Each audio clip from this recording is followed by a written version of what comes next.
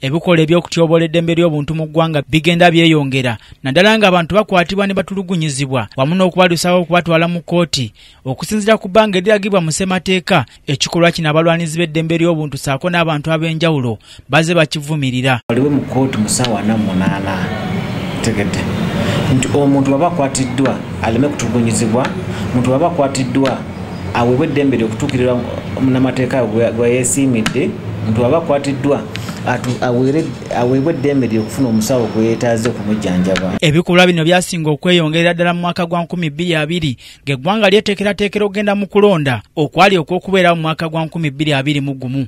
Abantu bangi bakwatibwa ng'emmotoka za drone nga n'abamu ne wetuukidde olunaku olwaleero abantu babe bakyabanoonya nga tebabalabako. Bali mu makomera tetumanyi wa gye bali, abaana baffe bali batuyamba ebatuwa buli kimu. Bamutwala wendi abasajja bajja mu drone nga bali mu leya buli omu alina pistol, abaliwo abambadde ebintu ebya black abalina emmulu enzirugavu ennene. Ebiwandiiko ebivumirwa ebikolwa bino biwandiikiddwa okuva mu kitongole ky'omukago gwa Bulaaya kiyite European Union n'eggwanga lya Bungereza nga bano bawandiikidde abakulu mu ggwanga lino nga balina ensonga ezimu ze baagala bakoleko okutulugunya bannansi wamu n'okufulumya alipoota ku ebyo ebyaliwo ng'ennaku z'omwezi 18 ne 19 omwezi ogw'e11 Robert Kyagulanyi Ssentamu yali yeesimbyewo mu biseera ebyo ku ntebe y'obukulembeze w'eggwanga we yakwatibwa nga gye byafundikirira ng'abantu 50 balusuddemu akaba.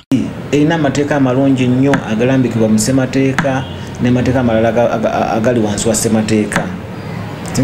Era ebintu byonna ebyogerwako biri mu ssemateeka naye tetunafuna bwiru kwagala kuno okuteeka amateeka gano mu nkola ekisaanidde oba ekisukkiridde oba nga bwe kyandibadde.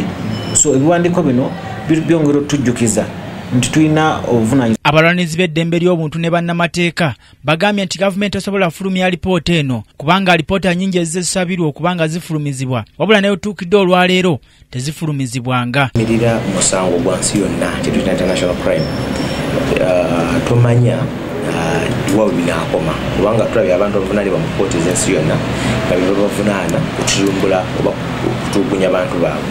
N'olwekyo senga ekiseera kituuka ng'emisango egyo eri abantu abavunaaniddwa ebyo byonna ebiwandiiko ebyo bibanga bujulizi ku bo.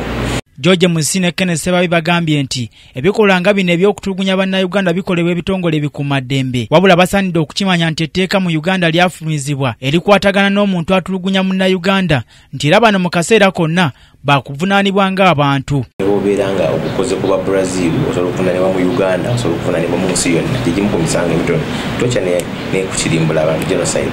N'olwekyo bajja kugibwayo mu bangi bajja kuvunaanibwa nga kinoomu. Etteeka lyayita nti omukulu naye n'atulugunya omuntu wakuwaabirwa mu buntu nga ye kinoomu. So ekituyambyeko abakuumi b'eddembe okweddako luli bali bafuuse ensolo naye kati ne babafuuka ensolo bakikola. Kinajjukira nti Pulezidenti Yoweri Kaguta Museveni azaayogera ku nsonga y'okutulugunya bannayuganda era nga azaavumirira ebikolwa bino eby'okutulugunya bannayuganda wabula ng'ebigambo bye mu biseera ebimu tebikwatagana. Don't beat members of the public. Don't beat even criminals. You are not allowed to beat anybody. I said, okay, let me study how he was beaten. Now, when I studied, I found the man had been beaten properly in the right way. Bano bagambye nti gavumenti kyeyina okukola kwe kulaba ng'ewaayo abantu abo bassekinoomu naddala abali mu bitongole ebikuumaddembe ne basimbibwa mu mbuga z'amateeka ne beewozaako bo ng'abantu. Ebya security n'abikangavula n'agamba ekitongole gundi muyitiriza okutulugunya abantu njala kirekeraawo. Ekitongole eky'amagye kiyitiridde okutulugunya abantu njala kirekeraawo. So nkiwa President alina eddoboozi ddene nnyo era asobola okulagira abakulu bonna abatwala ebyokwerinda ne balekera okutulugunya abantu oba n'okubakangavula bennyini abadde bakola ki abadde beenyigiramu.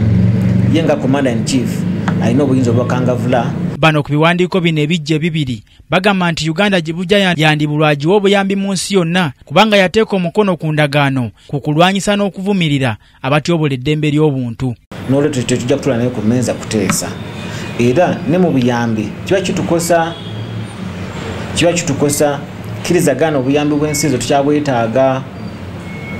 Gavumenti ya Uganda erwanyisiza COVID nga yesigamye ku buyambi obujjanga mu vaccines, obuyambi obujjanga mu sente, obuyambi obujjanga mu donations. So kiriza Gaana obuyambi tubwetaaga.